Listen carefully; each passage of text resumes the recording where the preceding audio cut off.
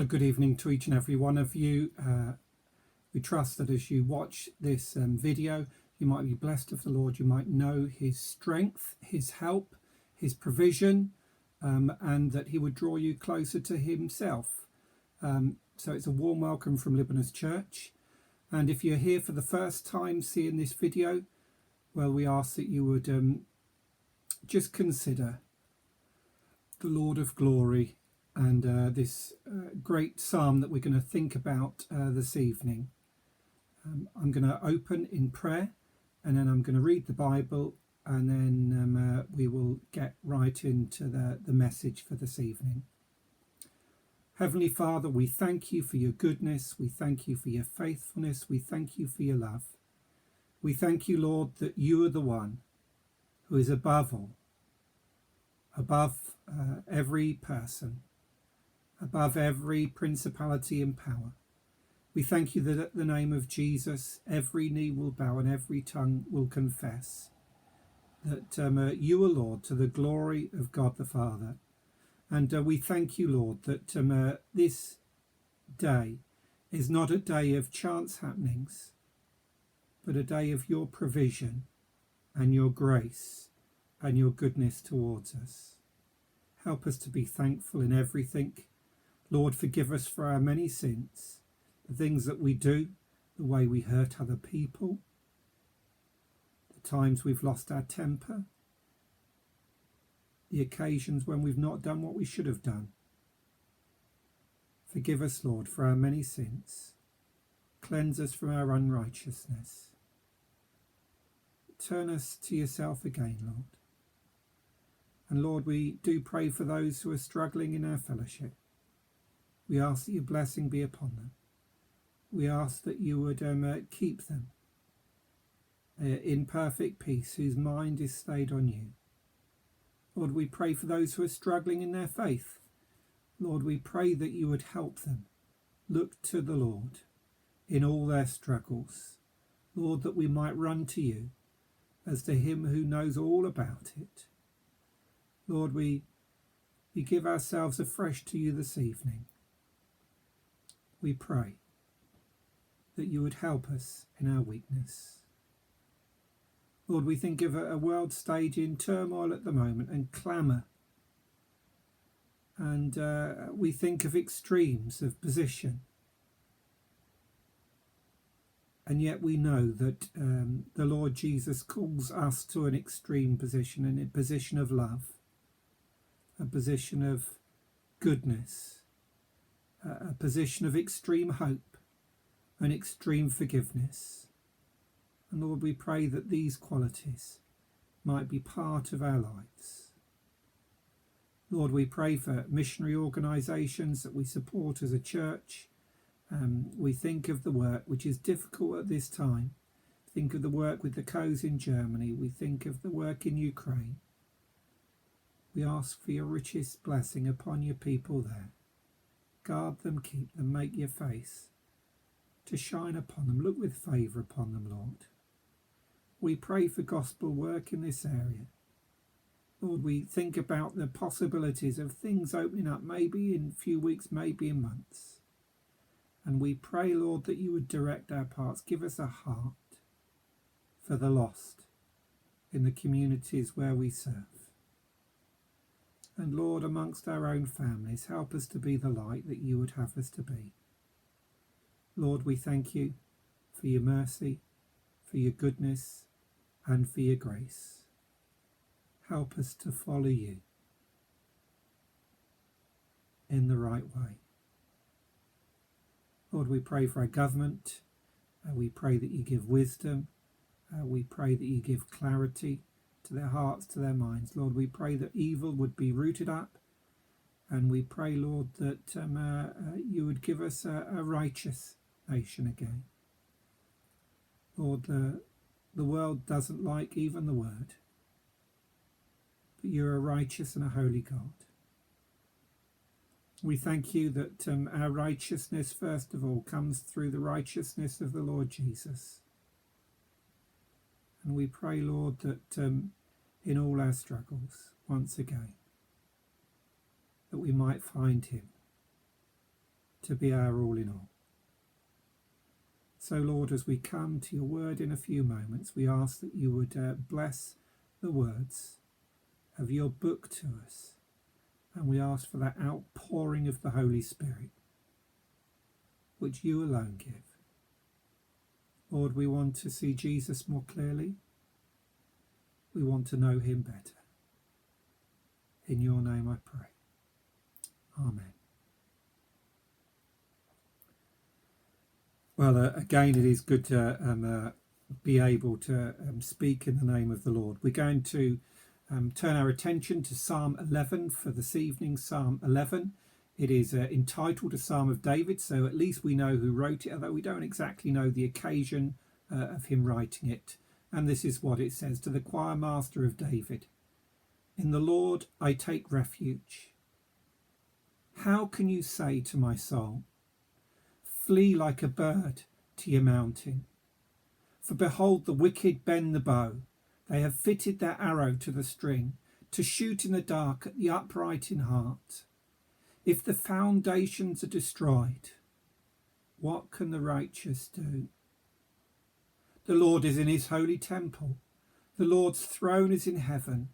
His eyes see, his eyelids test the children of man.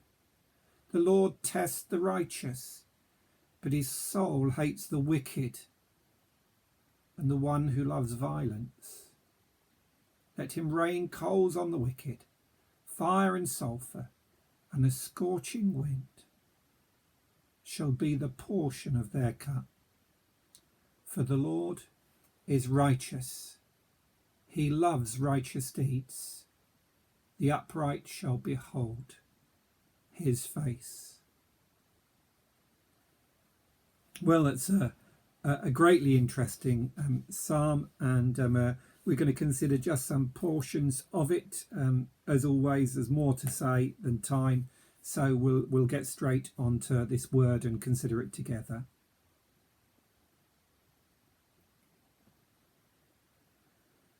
What do we think is the main theme of this psalm? The main theme of this psalm is that the Lord is the righteous God who looks upon the journey of the righteous.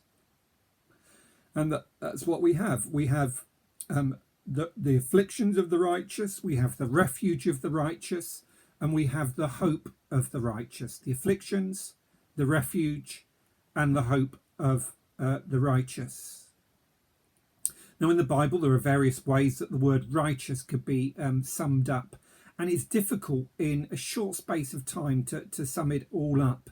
But there's God's perfect righteousness, and then there are righteous acts that we do, and then there's a righteousness that is born out of a person's relationship with God, of their covenant relationship. In other words, they've taken hold of God's promise and they believe his word to be true. And in the New Testament, that's fleshed out. In other words, at the time of Jesus, we get a little more detail. And it means that our righteousness comes from having a deep-seated faith and trust in the Lord Jesus Christ. And there's a word for that appears both in the Old Testament and the New Testament. The just or the righteous shall live by faith. In other words, our righteousness, first off, is not so much in getting to God by our good deeds, but in knowing and trusting the holy, righteous God, first of all. And from that faith, from that trust in him, if we trust that he is good, that he is righteous, that his word is righteous, then we're going to listen to what he says and put that into practice. So Psalm 37:3 sums it up greatly. Trust in the Lord and do good. And that's a place that we come from here. It's interesting that Irish author C.S. Lewis said, if we have total confidence in him, then we will want to do what he says, or something like that. So our righteous actions come from our right relationship to him. So there's a little bit about righteousness there, doing what's right according to God's standard, born out of that right relationship with him.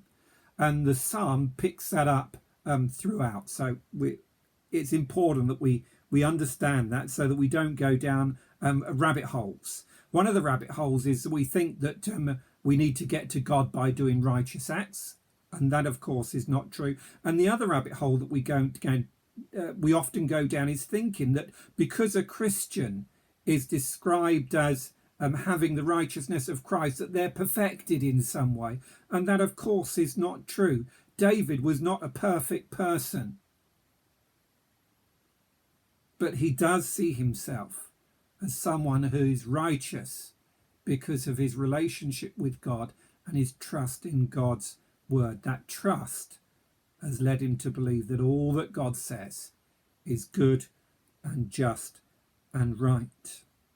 So let's come to the text in a little more detail. The first thing I noticed, and I'm just going to list the very first line, because I'm going to reflect on that in a moment. That's my second theme. But this idea, how can you say to my soul, flee like a bird to your mountain? For behold, the wicked bend the bow. They have fitted their arrow to the string, to shoot in the dark at the upright or the righteous in heart. There is here the idea of an assault from the wicked upon the righteous. And the temptation that it seems that someone had said to David, whether it was an enemy or a friend or associate, we don't know, was to flee when this temptation come, to be like a bird. You know, when I go out of my patio door, all of the sparrows fly. They fly away, and they're flitting. They're afraid of me. I'm a lot bigger than them, and I have no intention of hurting them whatsoever. But that's what the people are saying to David. Look, these wicked people are around you. They're assaulting. They're ready to get you, maybe in word, maybe in deed. And isn't it better to run away? And it's true, isn't it? In life, some people like that confrontation, but others, and I'm probably one of them, don't want to get involved. I don't want to court controversy or trouble. We are called to live a quiet life as far as is possible. But the Christian, the believer in the Lord Jesus, will not escape assaults and attacks against them and against their character. It says in 2 Timothy 3:12, indeed all who desire to live a godly life in Christ Jesus will be persecuted. That's interesting, as it will be persecuted. Jesus said, blessed are those who are persecuted for righteousness' sake, for theirs is the kingdom of heaven. Jesus said that people love darkness more than light, and everyone who does wicked things hates the light. In other words, there is this battle going on, this grand thing where the light and the darkness are in conflict. Now, praise God, the darkness will not win out. But Jesus says that they hate the light because they love the darkness. And it's because the light exposes the darkness. When I'm checking over my vegetables in the garden, if you want to, I don't do it so much these days, but in the early days I used to be out there with a torchlight, and it exposed the villains, the slugs and the snails that are on my beans or my cabbages or whatever they might be. It exposes the deeds done in the darkness. What do people say to us? I don't want your kind of morality. I don't want your opinions. You're trying to spoil all of our fun. Now, in the Bible, there's a story, a true story of a man called Lot, and he moved to a city called Sodom, and Sodom was a wicked place. Now, his uncle, Abraham, had rescued that city in battle, had rescued many of the residents, but they were not thankful. And yet Lot still lived in that city. And it says in the Bible he was a righteous man. And the people were convicted by his life and his words. And they said something like this: who made you? Who made this man a judge over us? You see, we don't like having the spotlight on our sin. And righteousness of a person can be like that when they're not the same as us, when they don't give in to sin the same as us. There is something there that afflicts us when we know we've done wrong. We would rather be in a group of like-minded villains than have someone righteous who stands up for something different than us. And sometimes,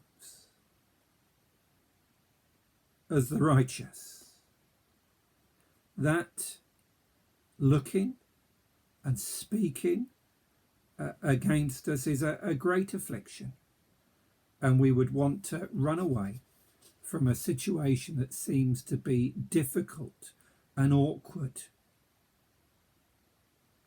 You know, we haven't always stood up to be counted. We've not always stood up to be counted for the right thing. And very often the arrows that are coming at us are being shot in the darkness, hoping that something will stick, mud sticks.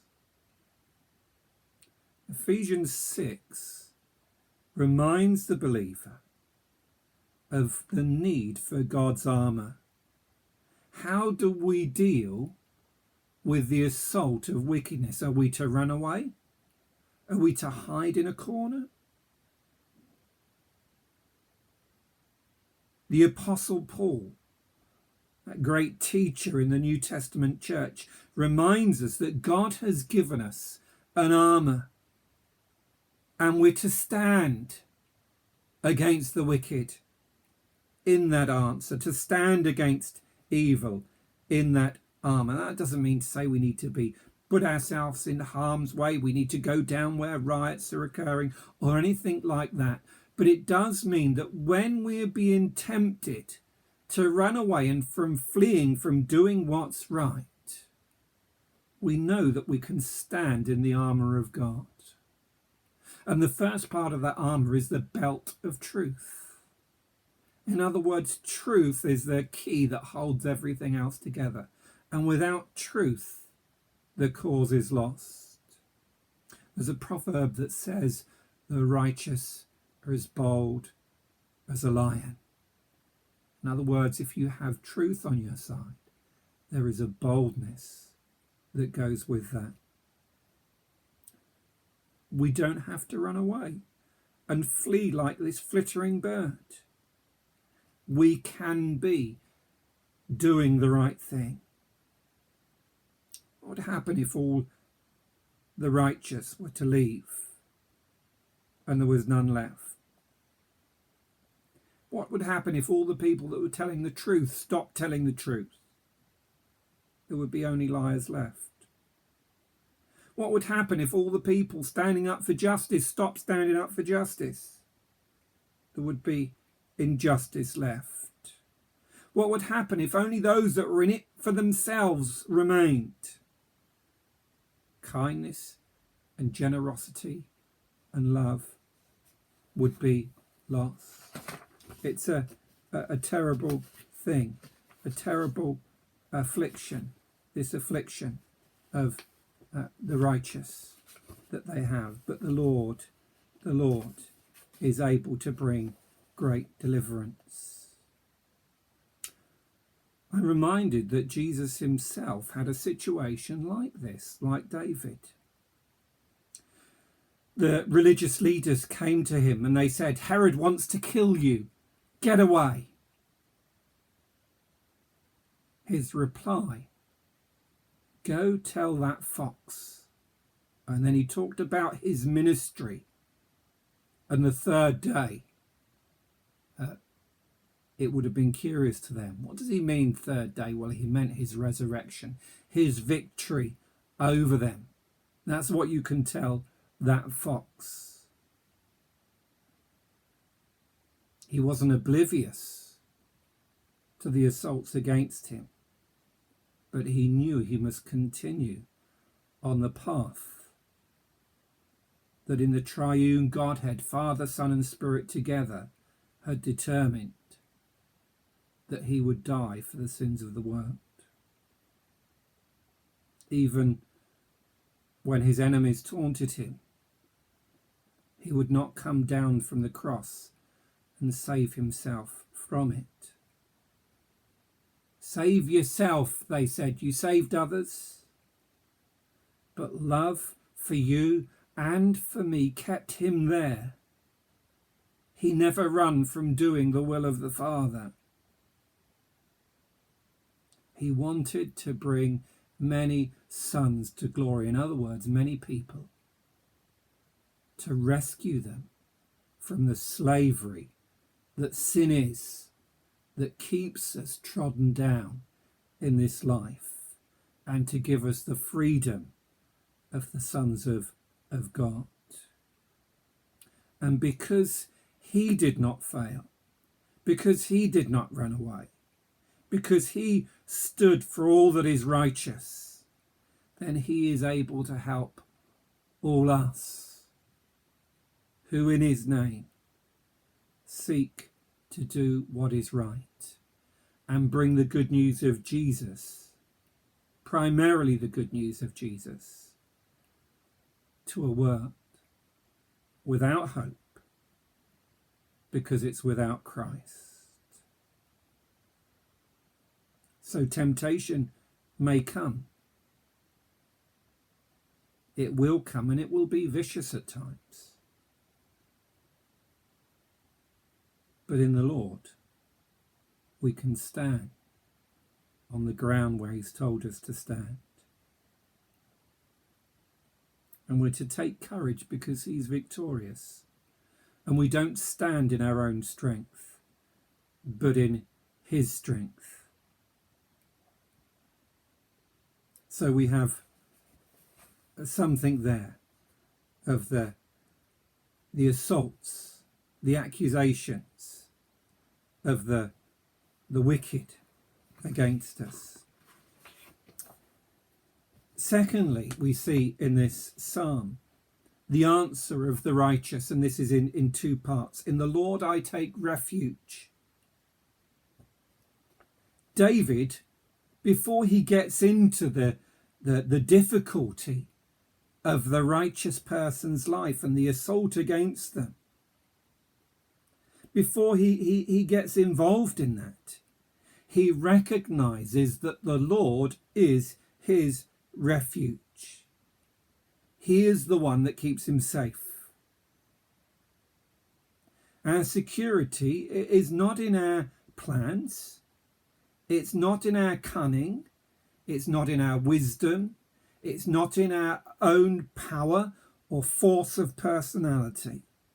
Our refuge, and the only secure refuge, is in the Lord himself. Not in a place, but in a person, in the Lord Jesus himself. See, if it's not, we might be tempted either to take matters into our own hands, and many sins have been committed that way, or we might be tempted to run away. But if he is our refuge, then we can stand for what is right, knowing that the Lord is the one who protects and preserves us and keeps us. The Lord is my keeper, I shall not fear. A refuge is a place of safety, isn't it? On the island of Mallorca, there's we often go down to the south, the quieter part of the island, and next to the place where we stay, there's loads of tortoise refuges. They're everywhere, and there's walls. You have to drive really slowly down all the roads to get there. It's to protect the tortoises, to give them a place of safety, to give them a place where they're not going to be run over by cars. It's to keep them safe. I'm not sure what wild animals eat tortoises, etc., but there are tortoises there. A place of safety. We have refuges for victims of abuse. We even have emergency refuge areas when you're driving along on the motorway, the M5 or the M42 or something. And they're meant to be places of safety where you can pull in away from the traffic if you're limping away from the traffic. Here David is talking a place of absolute safety and security. It's the place where the Lord is recognized as being the one in control of everything. He is my refuge. And I'd not rather have any other refuge. He's the one that knows everything. He's the one that is in control of everything. He is the one that gives me the weather for each day. He is the one that causes the food that I eat to grow. Why would I want another refuge? No, our refuge, our safety is not to be in our own skill or our own strength, but in the Lord of glory, in our Lord who died for our sins and rose again, and now is at the right hand of the Father in his majesty and in his glory, and there is no safer place to be. Dr. Bell was a missionary to China before the Second World War, and he had to leave during the Second World War when the Japanese invaded. And he had this saying, the safest place is to be where God wants you to be. And that's what he absolutely believed. Now that wasn't being silly. He just believed if God wanted him to be there, that God would keep him safe. And miraculously, God kept him safe. There was no safer place to be. It's interesting, isn't it, that Paul was told by the Lord that he must witness to Caesar. And Paul faced many troubles and many trials. He was shipwrecked. But God has said to him, you're going to be my witness to Caesar. And in God he trusted. And he was always going to be safe until he was able to witness in Rome. God was his refuge. And God promises to keep us.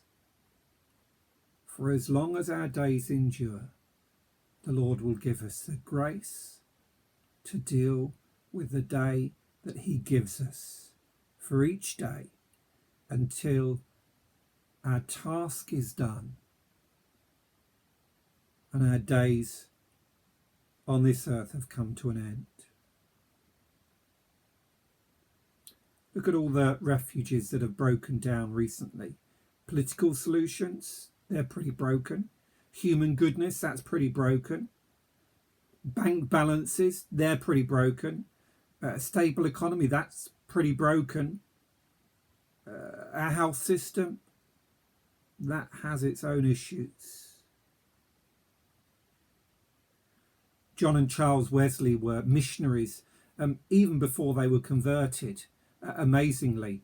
And he formed what was called the Holy Club when he went to university. And he was keen on visiting people in poorhouses and in prisons. And he felt that he needed to be a missionary, to do more for God. and he set out with his brother to America. His brother was going to be in an official capacity doing something else. He was going to be a minister. And during the storm, the ship was struck. During the voyage, the ship was struck by a terrifying storm. John was afraid. He prayed with the English passengers, one of whom brought a baby to be baptized because they thought that they wouldn't make it across the pond to America. It was so bad.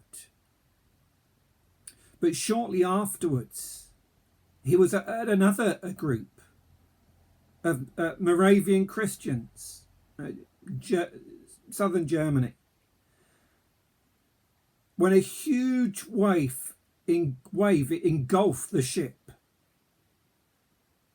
The English passengers screamed in terror. The Moravians continued singing, men, women, and children seemingly untroubled. And this is what John Wesley wrote. This was the most glorious day that I have yet seen. 25th of January 1736. Later he asked one of them if they'd been afraid. Is this just a show? And the reply was stunning. Not even the women and children had been afraid. None of them were afraid to die. John Wesley knew that they had something he didn't, an absolute trust in God. They were prepared to lose their lives on that voyage if necessary, because they knew their physical life might be gone at that moment, but they were safe in God's hands. And he was never going to let them go. He was their refuge. What a tremendous position to be in, safe in the hands of God.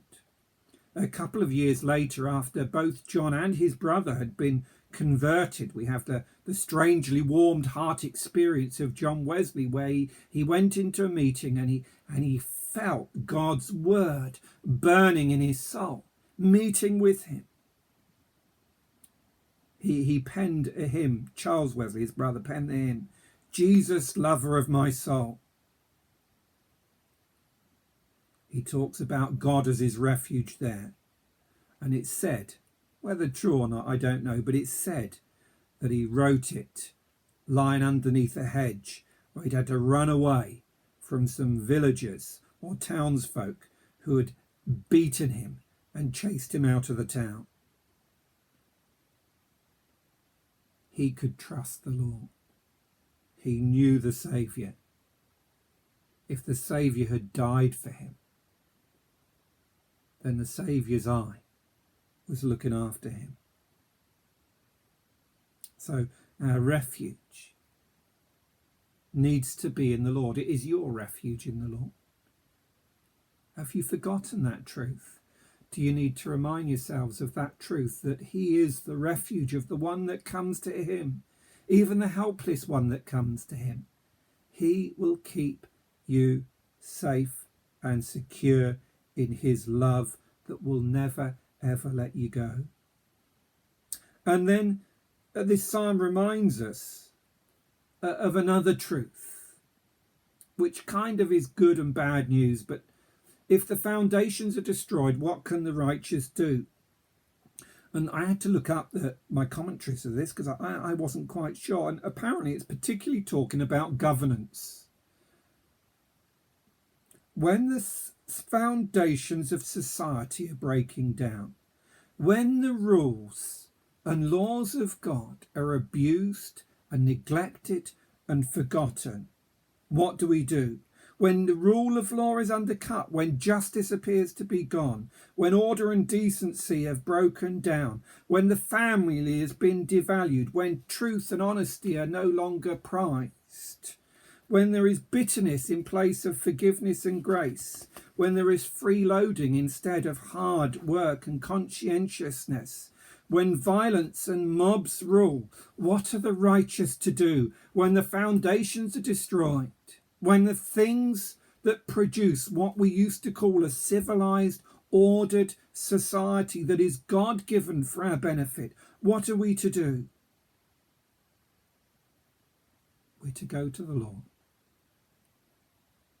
and trust in him and be righteous as he calls us to be, even in those circumstances. We're to do exactly what we should have been doing beforehand. But this speaks of something else as well, doesn't it? If the foundation that a person has can be wiped away, then how solid really is your life on top of that? How solid is your reasoning and your thinking if your foundation is flawed? Foundations, we're told, are so important. So much time goes into the preparation. Foundations are key. When there is chaos, how does men and women deal with it? Well, they deal with it in one of two ways. Either they deal with it with excessive strength and authoritarianism, or they deal with it in total weakness. And that total weakness often goes to dog eat dog and the law of the jungle becoming like the situation in the book of Judges that explains it so clearly in the Bible. Everybody does that which is right in his own eyes.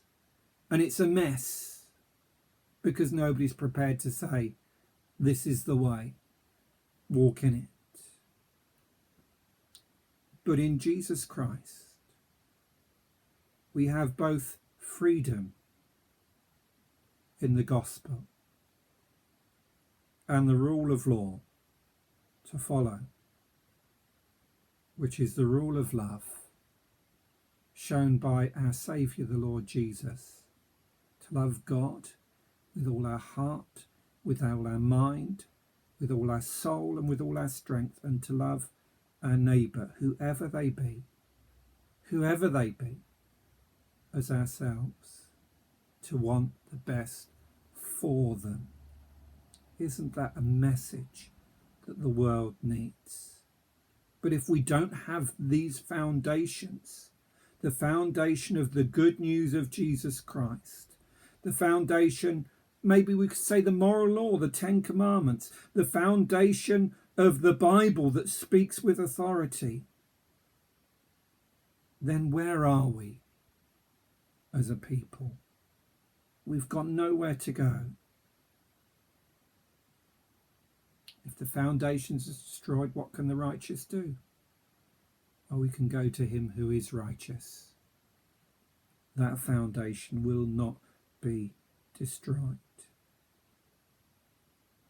So we've had the affliction of the righteous.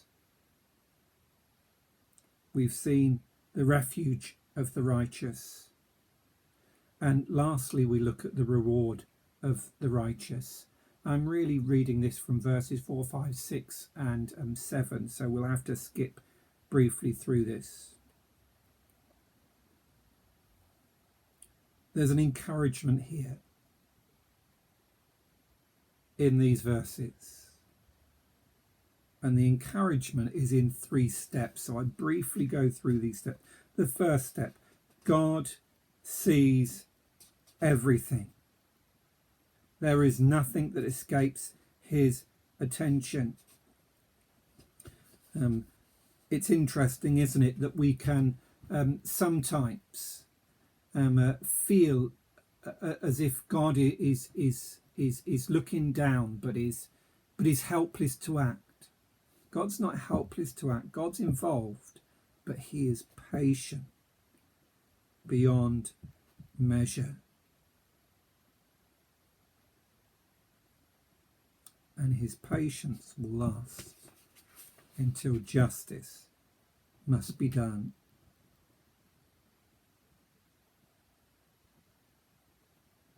He is on his throne. He is so far above us. in majesty and power and authority.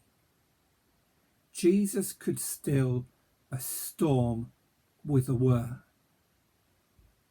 We spend billions on storm defences and still they don't work.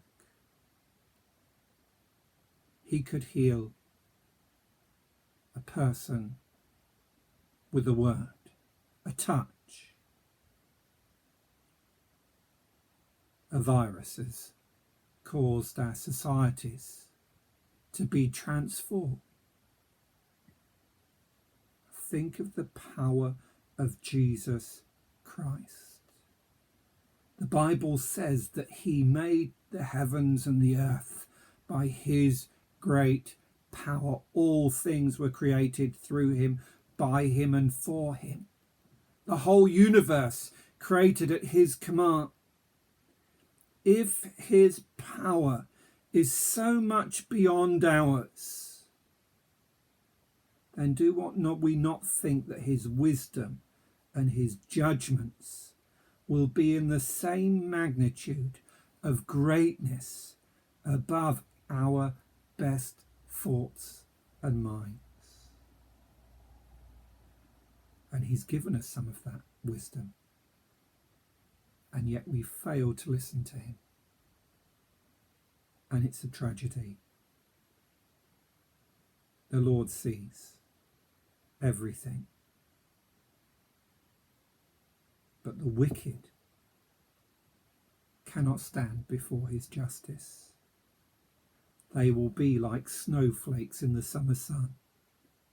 The picture here is of a scorching wind that comes up, a hot wind, and in a day it kills the greenery. I remember once I'd planted some seedlings in a pot, and we'd had a normal summer of constant rain, cloudiness, 16, 17 degrees every day, and it was in June. I remember putting them out. I put some glass over the top of them just to keep them warm, and came down one morning and it was baking sunshine. It only lasted a day, and then we were back into the run of things, and those seedlings were gone. They had been scorched and they were over. It took less than a day. So it will be with the wicked, for those who love violence. And when I say that, we always think somebody else. I'm not violent. I'm sure if we were pushed, we could quite easily be violent. I wonder, are you violent in your temper or in your words? And how often have you lost your temper? Some of us lose our temper quietly. Others are noisier about it. The righteous are purified. That's what the word probably means here. Tested. They're purified. Their life on earth is to purify them. But the wicked will get justice. The very purpose of hell is that justice will be served. People who want to get rid of courts don't want justice to be served. They don't want justice. But the Lord loves righteous deeds. I think this is the reason why, if the wicked are going to get their comeuppance, and we're all guilty, and we're all needing God's grace in Christ, it's one reason why the Christian doesn't have to be aggressive towards people, why they don't need to feel the victim all the time, even though often they are the most persecuted group in the world, we're told. How can they be so ready not to seek vengeance? Because they have a Lord who will see that justice is done. They don't have to get involved in returning wickedness for wickedness. If Jesus Christ is going to right every wrong, it makes a difference to how I live my life, because I don't have to go about righting every single wrong that's made against me. And to finish, I love this final verse. The upright will behold his face. If you're a Christian, the end is the best. You will see Jesus Christ. And there's no mixed message in him. Jesus, who loves you with an everlasting love, who is full of compassion for you, who willingly gave his life for you. You're going to see him. To him who gave himself on the cross, to him who took your sins, you're going to see him. To him who sent the Spirit to live with you, you're going to see him. You're going to see the one who cares for you like no other. What a wondrous day that is going to be. The hymn writer sums it up, doesn't he? Lost in wonder, love and praise. And we've been seeing it a little bit, haven't we, around this virus thing. People that have not seen each other for weeks, certainly in England, have been able to meet up, and I've heard of people in Wales as well, been able to meet up, and they're rejoicing in seeing their loved ones. But to him who's given himself for you, you're going to be able to see him. And what a fantastic day that's going to be. So we've seen three things. The reality of the affliction of the righteous. Don't be tempted to stop being a light, a beacon of what is right. We've seen our refuge is to be in the Lord himself, in whom we find a sure foundation in the midst of a world that is gone mad. And our reward, when we see him, the Bible says we shall be like him, a measure, a degree of likeness. What a fantastic thought. I can't imagine. I can only get my wildest imaginations to think about it. I want to see Jesus Christ, his face, the one who loved me, and he shall see and be pleased with his work. What a tremendous thing that will be. So are you among the righteous this evening? Have you put your trust in him in everything? And if you have, be encouraged. The end of the journey will be to see your Saviour, the majestic one, the one who loves you with an everlasting love. Amen. Well, thank you for your attention, and we're going to sing together or on your own or with the angels, hymns that reflect something of his majesty, of his goodness and his love. Shall we close in prayer? Lord, yours is the glory, the power, the majesty, the victory, the strength. Lord, everything that's in heaven and earth is thine, and of your own, Lord, do we give you. We ask, Lord, that you would help us to be those righteous servants, to stand for what is right, to rest on you in all things, and to look forwards to the day when we will see you face to face. We bless your name. Amen. Well, let's continue in our worship into the evening. In Jesus' name, amen.